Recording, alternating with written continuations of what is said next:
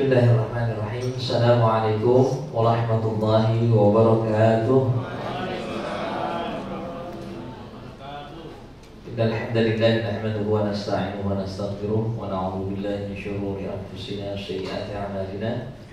May yahdihillahu fala mudilla lahu wa may yudlil fala hadiya lahu. Asyhadu an la ilaha illallah wahdahu la syarika lahu wa asyhadu anna sayyidana wa nabiyyana Muhammadan abduhu wa rasuluhu la nabiyya ba'da. Allahumma shalli wa sallim wa barik wa 'azzim ala hadzal nabiyil karim wa ala alihi wa sahbihi wa man tabi'ahum bi ihsan ila yaumiddin. Subhanaka la ilma lana illa ma 'allamtana innaka antal alimul hakim. La haula wa la quwwata illa billahil aliyyil. Allahul mukarramin, yang kita hormati segenap para pembimbing, wabil khusus kepada Fadilul Mukarram Ustaz Salahuddin, juga Pak Dokter ya, yang akan nanti mendampingi Bapak Ibu sekalian, segenap jajaran direksi yang atur travel Holding Company. Alhamdulillah, puji dan syukur senantiasa kita panjatkan hadirat Allah Subhanahu wa taala atas berkat rahmat dan kasih sayangnya kita dapat berkumpul di tempat ini dalam rangka untuk mempersiapkan diri menjadi tamu Allah Subhanahu wa taala. Tentunya menjadi sebuah kebahagiaan bagi kita semua, di mana pada akhirnya kita termasuk orang-orang yang ditakdirkan oleh Allah Subhanahu wa taala menjadi tamunya. Ya, kita bertamu ke rumah orang yang disegani, orang kaya katakan, atau orang-orang terkadang pasti ada rasa bangga. Hari ini kita dipanggil oleh Allah yang memiliki diri kita, memiliki semuanya. Tentunya itu kebanggaan yang lebih dari kebanggaan dan di atas kebanggaan yang lainnya. Oleh sebab itu patutlah kita bersyukur kepada Allah Subhanahu wa taala. Maka tujuan utama kita melaksanakan umroh yang paling utama adalah di samping kita niat ibadah adalah mengucap syukur kepada Allah. Berterima kasih kepada Allah. Kenapa? Karena Allah memberikan kita kesempatan untuk menjadi tamunya. Bapak dan Ibu sekalian yang dirahmati Allah, setiap orang pastinya merindukan sesuatu yang diinginkan. Setiap orang pasti menginginkan sesuatu yang dicita-citakan. Dan sesuatu yang dicita-citakan pastinya adalah sesuatu yang disenangi. Makanya Bapak Ibu sekalian, nanti ketika dalam perjalanan ini mulailah dengan rasa senang. Sebab apa? Kalau seandainya kita memulai dengan rasa yang tidak nyaman, sampai pulang pun akan terbawa. Dan itu akan berimplikasi tentunya dengan perjalanan umroh kita nantinya. Oleh sebab itu sangat dianjurkan bagi Bapak dan Ibu sekalian, khususnya yang akan melaksanakan ibadah umroh pada kesempatan ini, segala urusan-urusan baik kepada Allah maupun kepada sama kita harus diselesaikan. Ya. Kalau kita masih merasa banyak dosa, banyak kesalahan, banyak kealpaan, banyak khilaf kepada Allah Subhanahu wa taala, maka malam hari ini masih ada kesempatan kita sholat taubat. Mohon ampun kepada Allah. Sebab sebesar apapun kita punya dosa, ya, sebesar apapun kita punya kesalahan di hadapan Allah, itu sangat kecil. Walaupun sebagaimana tersebut dalam hadis kursi, bahwasanya walaupun dosa kalian meliputi seluruh bumi, walaupun dosa kalian sampai sampai menatap ke langit, ya, sampai jujur ke langit dosa yang kita punya, maka akan Allah datangkan ampunan, maghfirah, rahmatnya seluas dan setinggi. Artinya apa? Di hadapan Allah urusannya jadi mudah, tapi di hadapan manusia sekecil apapun dosa jadi besar. Oleh sebab itu di samping kita mohon ampun kepada Allah, maka mohon maaflah kepada sesama. Itu adabnya. Apalagi adab kita akan menjadi tamu Allah Subhanahu wa taala. Sebab tidak sedikit orang yang kadang-kadang menyepelekan hal-hal yang kecil. Ya, kita punya masalah dengan istri, dengan suami, dengan keluarga. Kadang-kadang kita anggap akhirnya itu berpengaruh dalam perjalanan umroh kita. Ya. Akhirnya itu menjadi pengaruh yang kurang baik terhadap perjalanan spiritual kita. Oleh sebab itu Bapak Ibu sekalian, nanti yang sering kita ulangi dan kita ungkapkan pada perjalanan umroh ini adalah kalimat talbiyah, di samping kalimat-kalimat thayyibah yang lain. Pada saat kita sudah berihram, maka kalimat yang sangat dianjurkan adalah bertalbiyah. Apa itu talbiyah? Kalimat labbaik Allahumma labbaik. Untuk itu mari kita sama-sama ya latihan sebelum kita nanti melafalkannya berulang-ulang pada saat kita sudah berihram. Bismillahirrahmanirrahim. Labbaik Allahumma labbaik. Labbaik la syarika laka labbaik. Innal hamda wan ni'mata laka wal mulk la syarika lak. Jadi Bapak Ibu sekalian, nanti kan kita masuk dari Madinah dulu ya. Subhanallah, ini perjalanan kita luar biasa. Kita masuk ke Madinah, sebetulnya di masuk Madinah aja udah luar biasa. Kenapa? Orang yang masuk Madinah, kata Nabi, al-Madinah kalkir. Masuk Madinah aja orang sudah diampuni dosanya. Sebagaimana kalau ada besi yang berkarat dimasukkan ke dalam tungku, maka karat-karat itu akan berjatuhan. Itu diibaratkan oleh Rasulullah. Kenapa orang ketika di Madinah semangat beribadah, betul? Betul ya? Semangat, karena dosanya sudah dirontokkan oleh Allah. Jadi kenapa ketika kita pulang kembali ke tanah air kadang-kadang malas, banyak dosa lagi itu. Betul? Jadi banyak dosa lagi. Dosa itu yang menjadikan orang berat. Percaya atau tidak percaya Bapak sekalian, kalau Bapak Ibu sekalian di siang hari berpuasa, pasti malam hari bangun tahajud teriak. Percaya atau tidak? Pasti itu kita rasakan. Sebaliknya, kalau kita sudah terbiasa bangun malam, di siang harinya kita melakukan dosa, apalagi dosa besar, insya Allah berat untuk bangun malam. Ya, insya Allah berat untuk bangun malam kalau di siang hari ini kita lakukan. Makanya Bapak sekalian penting kita mensucikan diri kita tiap saat. Kalau bisa tiap malam kita bangun tahajud, sebelum sholat tahajud kita dianjurkan sholat taubat. Kenapa? Karena kita tidak tahu, karena nggak sadar di siang hari tadi melakukan perbuatan dosa. Sedangkan Allah menunggu di malam hari bagi hamba-hambanya melakukan dosa di siang hari. Begitu juga di siang hari Allah menunggu hamba-hambanya yang meminta ampun ketika dia melakukan dosa di malam hari. Jadi setiap saat ya 48 jam Allah menunggu hamba-hambanya untuk bertaubat. Maka perbanyakkanlah pertaubat kepada Allah ya. Bapak Ibu sekalian.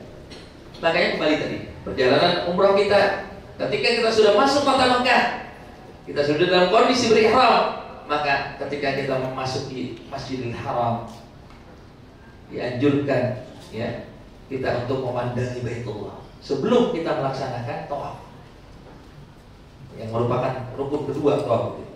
Kenapa dianjurkan? Karena orang yang bisa memandang Baitullah sebelum dia tawaf sampai bisa meneteskan air mata, insya Allah dalam perjalanan tawaf sa'i bahkan sampai tahallul dia akan bisa merasakan kenikmatan. Maka ada doa ketika kita masuk Masjidil Haram, masuk ke pelataran, di situ kita memandang Baitullah. Doanya adalah Allahumma zid hadzal baita tasyrifan wa ta'dhiman wa takriman wa mahabatan wa zid man syarrafahu wa 'azzamahu wa karramahu mimman hajjah aw ittamarahu tasyrifan wa ta'dhiman wa takriman wa birra. Ya Allah, tambahkan kemuliaan kepada Baitullah.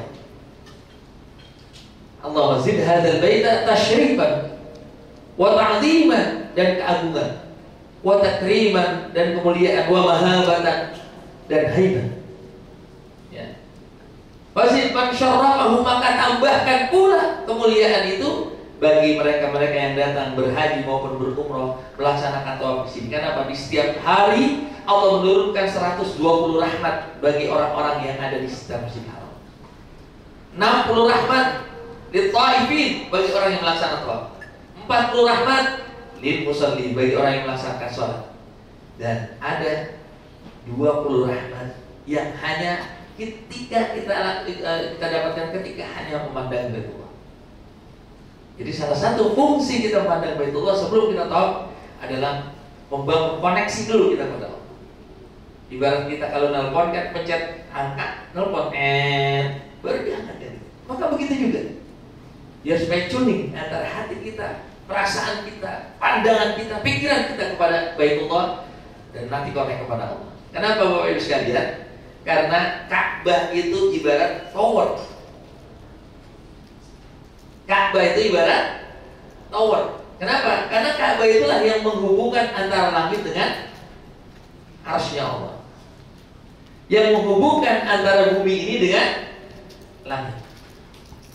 Jadi kalau orang bisa menikmati ketika dia tawaf, maka insya Allah dia akan bisa menikmati seluruh ibadah, khususnya dalam pelaksanaan ibadah umrah. Setelah kita sudah memandangi Baitullah, kita doa, barulah kita mulai dari mana? Dari sisi Hajar Aswad. Kenapa mulai dari situ? Karena Ka'bah itu ada diawali dengan peletakan batu yang namanya Hajar Aswad, yang diambil dari surga, diperintahkan oleh Allah kepada malaikat Jibril untuk meletakkannya di tempat situ. Itu satu-satunya benda surga yang ada di bumi. Orang yang bisa mencium bau surga, maka sudah dipastikan dia akan bisa memasuki surganya Allah Subhanahu wa Ta'ala. Makanya ketika kita beristilam, Bismillahirrahmanirrahim. Kenapa istilam? Kenapa nggak nyium? Pertama, kalau kita nyium, kapan selesainya tawaf kita?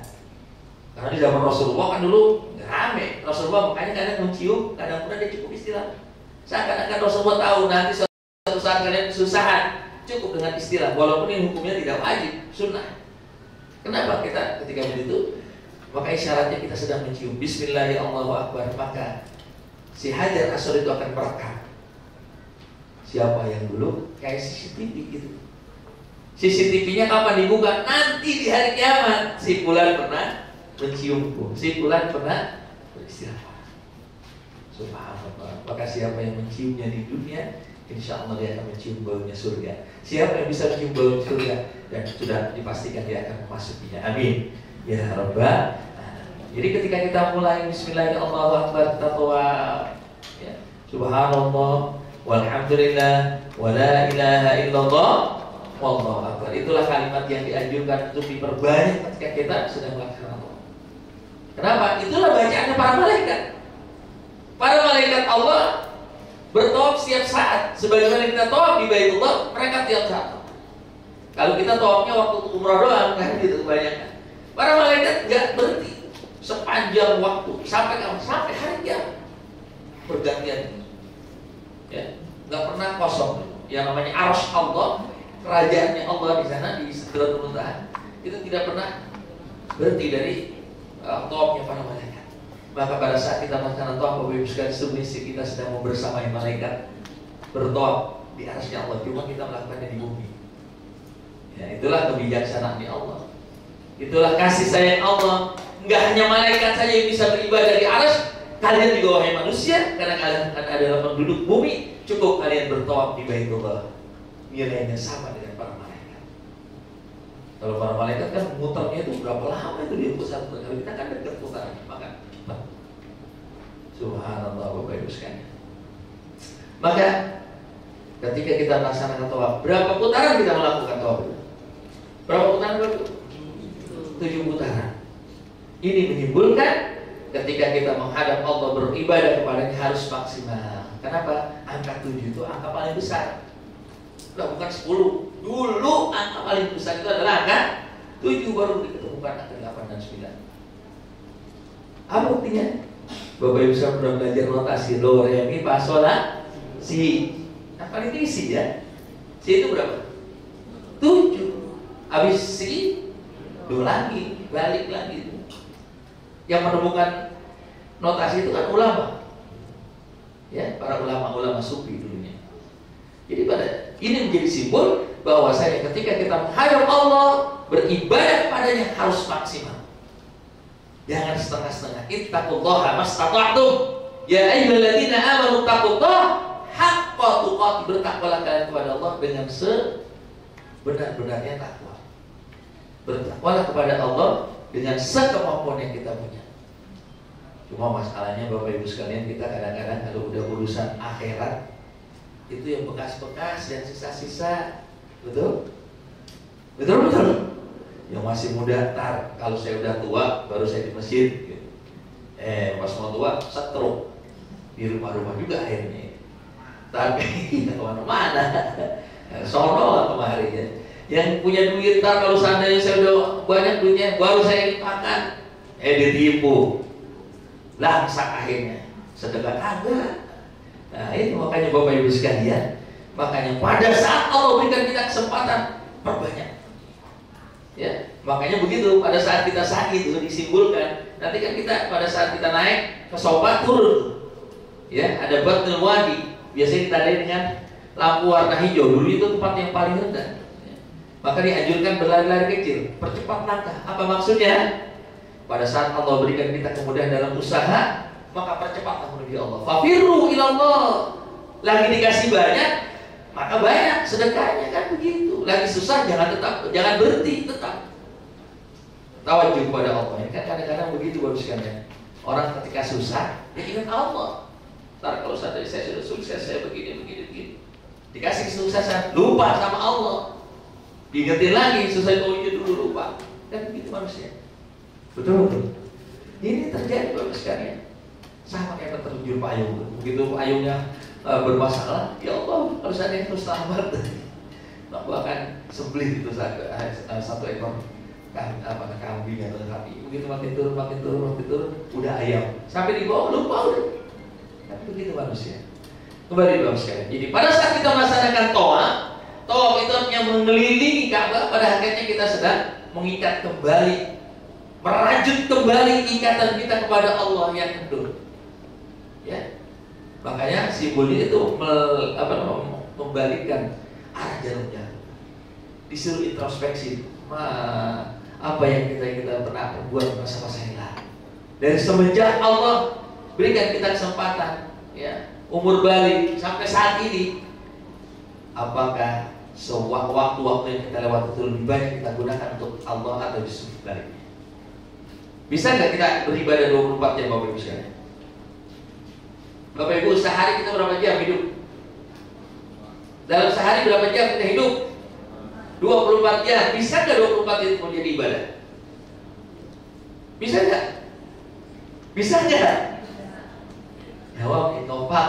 Bisa apa nggak kita ibadah 24 jam? Bagaimana caranya? Kan itu pertanyaannya. Betul? Kan kuncinya cuma satu. Kuncinya cuma satu, apa? Bismillahirrahmanirrahim. Ngapain aja baca bismillah. Kan kalau udah mulai bismillah atas nama Allah, berarti kita selalu dialog kepada Allah. Kan begitu, mau mandi baca bismillah, mau makan baca bismillah, mau tidur baca pakaian, mau jalan baca bismillah. Oh, ujungnya beda-beda. Bismillahirrahmanirrahim.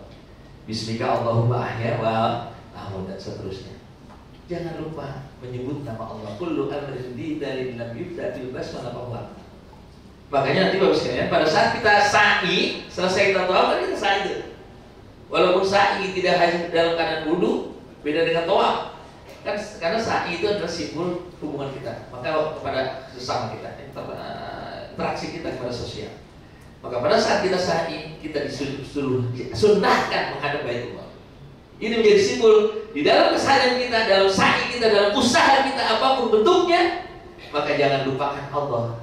Ingat Allah terlebih dahulu. Biar supaya apa? Biar supaya berkah usaha kita. Allah mudahkan usaha kita. Allah lancarkan usaha kita. Maka kalau ketika kita mau sa'i, kita usaha, ya. Kalau sa'i dalam arti umroh kan gitu, jalan antara Safa dan Marwah, Marwah ke Safa. Tapi sa'i dalam kehidupan sehari kita adalah kita bekerja, keluar dari rumah kita menuju tempat usaha, keluar dari rumah kita menuju tempat pekerjaan, keluar dari rumah kita menuju tempat kita belajar. Itu adalah sa'i. Urusan rezeki siapa yang jamin? Coba saya tanya dulu sekalian, rezekinya ngatur siapa? Oh. Tapi yakin begitu? Yakin? Kenyataannya nggak begitu. Kenyataannya nggak begitu. Buktinya apa? Buktinya apa? Hah? Buktinya kita kalau udah urusan akhirat yang kecil-kecil, tapi urusan dunia berani yang gede-gede jual-jualan. Berarti kan kita ngatur ya, ngukurnya begitu. Iya kan? Iya, kita kadang-kadang punya anak banyak, Ntar bagaimana anak saya? Anak orang sekarang kan anaknya sedikit-sedikit Pak itu. Bapak Ibu sekalian punya anak berapa Pak? Bapak anak berapa? Hah? 6. Orang sekarang rata-rata berapa? 2 anak. 2 anak lebih baik. Dulu bukan lebih baik. Dulu 2 anak cukup. Dulu tuh yang BKK apa? BKKBN dia. Itu tulisannya 2 anak cukup. Sekarang udah hampir dirubah itu 2 anak lebih baik. Sebetulnya lebih banyak anak lebih 2 anak aja baik. Berarti kalau lebih banyak punya anak lebih baik lagi. Karena orang tua juga bahasanya gitu dulu, banyak anak banyak. Bener apa gitu? Kalau orang sekarang bilang banyak anak repot. Ya? Bahkan orang-orang sekarang baru punya anak 1 dan ributin orang tua. Ya. Jadi orang sekarang itu baru punya anak 2 juga ribet. Ya, baru punya anak 1 karena dia sibuk kerjaan, ibunya dijadiin pembantu. Masih mending kalau pembantu mau dikasih gaji. Ibunya nggak dikasih gaji dimarah-marahin lagi kalau anak sakit. Ini kata Rasulullah SAW, tanda-tanda kiamat antara dan amatu rabbanaha, nanti banyak perempuan-perempuan yang melahirkan, di mana yang dilahirkan itu bakal jadi calon tuannya dia. Waliyadzubillah. Jadi berarti kurang yakin. Orang dulu yakinnya luar biasa. Mereka bekerja keluar dari rumah ketika matahari sudah waktu duha. Pulangnya ketika matahari waktu asar. Kira-kira penghasilannya cukup nggak ya? Cukup, anaknya banyak. Saya sekeluarga, ibu saya punya anak, bapak saya punya anak 14 orang. Saya nomor terakhir. Makan semua sekolah, semua alhamdulillah bisa itu. Kalau ditanya apa kuncinya, buktinya saya jadi orang semua. Ya, kalau jadi orang pasti jadi binatang gitu. Ya alhamdulillah, semua kita bisa makan, tidak ada yang susah. Kenapa? Karena orang dulu lebih yakin kepada Allah dengan pendidikan yang rendah, tapi keyakinan yang tinggi kepada Allah. Maka ini yang sudah mulai luntur Bapak Ibu sekalian. Maka kalau Bapak Ibu sekalian kasihan kepada anak, perhatian kepada anak, sayang kepada anak, tanamkan semenjak dini kepada anak keyakinan kepada Allah Subhanahu wa Ta'ala. Maka begitu juga suami istri juga harus kerjasama tuh. Kadang-kadang kan jangan kurang dukung gitu. Ini kalau ibu-ibu kan makanan mainnya akal-akalan. Bagaimana mencukupi begini. Tapi dimaklumi Bapak sekalian. Jadi bapak-bapak kalau menghadapi istri stres nggak ada duit, jangan marahin diri. Ya, kita yang harus mikir gitu. Perbanyak hubungan kita, keyakinan kita kepada Allah. Wajar kalau orang perempuan itu marah-marah, ya, karena dia yang mengatur segalanya. Ya. Makanya perempuan, laki-laki yang sukses itu adalah laki-laki yang sayang dan menghargai istrinya. Setuju ibu-ibu? Setuju? Gak usah takut jawab. Gak usah takut sama lakinya. Karena kunci surga dunia adanya di perempuan. Jadi kalau ada orang punya masalah dalam pekerjaan, dalam usaha, itu pasti ada masalah dia dengan istrinya. Kalau kunci surga akhirat ada di suami. Begitu. Jawab nih ngomongnya. Kembali lagi terus. Kalau udah ngomong ini langsung perbicaraan psikologi ya. Tapi nggak apa-apa sebelum kita berangkat jadi biar saling mengerti. Jadi kalau nanti bapak-bapak, ibu-ibu, ya, pergi ke mall, belanja di sana, ya, suaminya udah harus siap dengan segalanya. Ya, siapin apanya? Siapin apa? Bagus sekalian. Jadi pada saat kita melaksanakan tawaf sekali lagi, pada saat itu kita sedang mengikat kembali hubungan kita kepada Allah yang barangkali kemarin sudah mulai lepas. Kita kuatkan kembali dengan cara apa? Introspeksi kehidupan kita jauh sebelum ini, dari semenjak balik sampai saat ini. Ya, kita mulai kembali hubungan kita, perbaiki hubungan kita kepada Allah. Kalau kita punya hubungan baik kepada Allah, insya Allah hidup kita jadi santai, tenang, ya. Penuh dengan kehusyuan, penuh dengan tabarrukan, ya, berkah hidup kita. Pokoknya tempat di tempat tawaf itu adalah merupakan tempat saja. Memang abdulnya di sekitar Multazam. Ya syukur-syukur kita bisa gelantungan tuh ya. Dia di Multazam, di tukang. Karena itulah tempat yang paling nikmat untuk kita berdoa. Tapi saya kadang-kadang di depan situ kita toplis. Apalagi kita Makanya dianjurkan baca doa yang paling utama adalah Rabbana atina fid dunya hasanah wa fil akhirati hasanah. Selesai melaksanakan doa di situ, kita dianjurkan juga untuk melaksanakan sholat di belakang maqam Ibrahim. Maqam Ibrahim itu apa? Apa itu maqam? Kuburan. Bukan itu kuburan Nabi Ibrahim, itu ada di Khalil di Palestina. Tempat berdirinya Nabi Ibrahim waktu membangun Baitullah. Qoma yaqumu artinya berdiri. Maqamun isim makan dari qoma yaqumu artinya tempat berdiri. Disitulah dahulu pijakan Sayyidina Ibrahim alaihissalam ketika beliau membangun Baitullah. Apa maknanya Bapak sekalian? Orang-orang yang selesai melaksanakan tawaf, berumrah, berhaji, maka dia harus punya komitmen sebagaimana komitmennya Nabi Ibrahim alaihissalam. Apa komitmennya Nabi Ibrahim alaihissalam? Nabi Ibrahim dikenal adalah Abul Anbiya, sebagai bapaknya para nabi. Kenapa? Semua nabi-nabi setelah Nabi Ibrahim ada keturunan beliau. Anaknya soleh-soleh semua. Maka harapan kita mudah-mudahan pulang umrah, anak keturunan kita dijadikan anak keturunan yang soleh dan soleh. Amin ya rabbal alamin. Selesai kita melaksanakan tawaf, kita masuk ke tempat sa'i. Sebagai tadi saya sampaikan, sa'i adalah simbol hubungan vertikal antara hubungan horizontal antara sama kita, yaitu hablum minan nas. Maka tidak diwajibkan kita dalam keadaan berwudu. Diawali dari sofa yang artinya kemurnian, yang artinya kalau kita melaksanakan sa'i usaha, maka mulailah dengan menghadap kepada Allah Subhanahu wa taala. Diakhiri dengan marwah pada putaran ketujuh, yang artinya orang yang memulai usahanya dengan menyebut nama Allah, dengan mengagungkan Allah, maka dia akan mudah meraih apa yang dicita-citakan. Marwah artinya tercapai apa yang kita inginkan, ya. Maka siapapun yang melakukan sesuatu atas nama Allah, izin kepada Allah, mengajak Allah bicara, maka akan Allah muliakan dia dengan Allah berikan kemudahan dalam meraih segala cita-citanya. Makanya pada saat kita melaksanakan sa'i dianjurkan memperbanyak takbir, yaitu mengagungkan Allah. Allahu Akbar, Allahu Akbar, Allahu Akbar, walillahil hamd. Allahu Akbar ala ma hadana, walhamdulillahi ala ma aulana, la ilaha illallah wahdahu la syarika lahu, dan seterusnya. Perbanyak itu takbir. Ya, boleh enggak takbir kayak waktu Idul Fitri? Boleh. Kalau di kita kan kalau kita ada takbir Allahu Akbar, Allahu Akbar, Allahu Akbar, belum Idul Fitri. Kalau di sana enggak ada masalah, ya, takbir. Ya, Allahu Akbar, Allahu Akbar, Allahu Akbar, la ilaha illallah, wallahu akbar, Allahu akbar, walillahil hamd, adada khalqi, wa ridha nafsi, wa zinata 'arsyi, wa midada kalimati, subhanallah walhamdulillah, wa la ilaha illallah, wallahu akbar, wa la haula wa la quwwata illa billah. Banyak doa dan yang lain.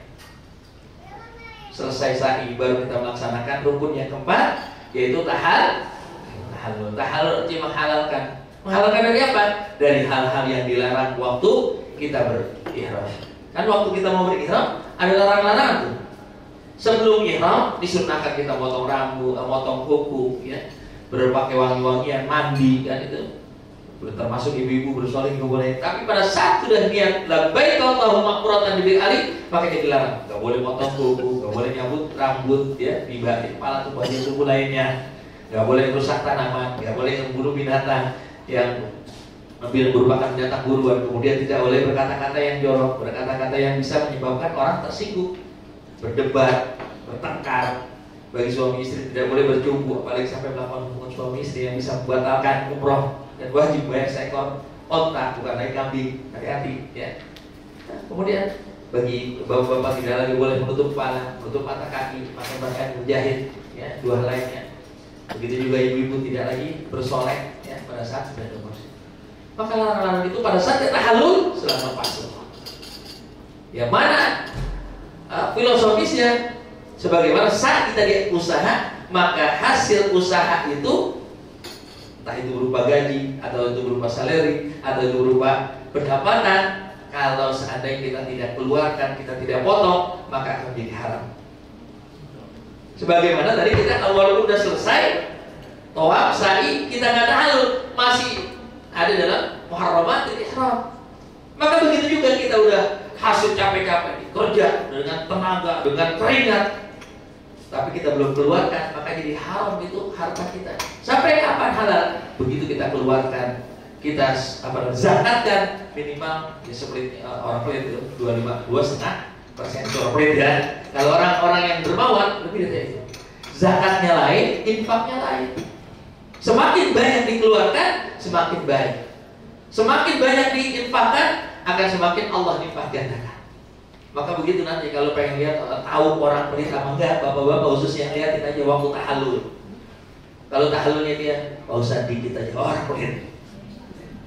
Jadi kalau ada orang ketika mau ditahallul mintanya dikit aja, berarti orang kenapa?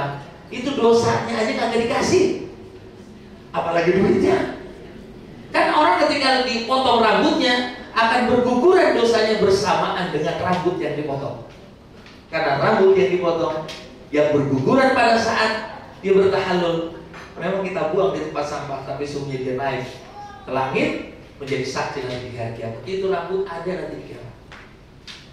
Kan dibuang di tempat sampah. Iya, kita nggak ada di sampah, tapi sungguhnya para malaikat naik angkat itu rambut-rambut kita. Sebagaimana waktu kita melontar jamarah waktu haji, Bismillahirrahmanirrahim, Allahu Akbar, rajman syaitan, walidan rahman, Allahu Akbar, Allahu Akbar, Allah.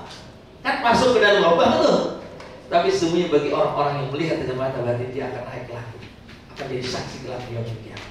Dia nanti akan berbicara di hadapan Allah. Untuk apa? Untuk meringankan segala saat kita. Subhanallah. Iya, silakan.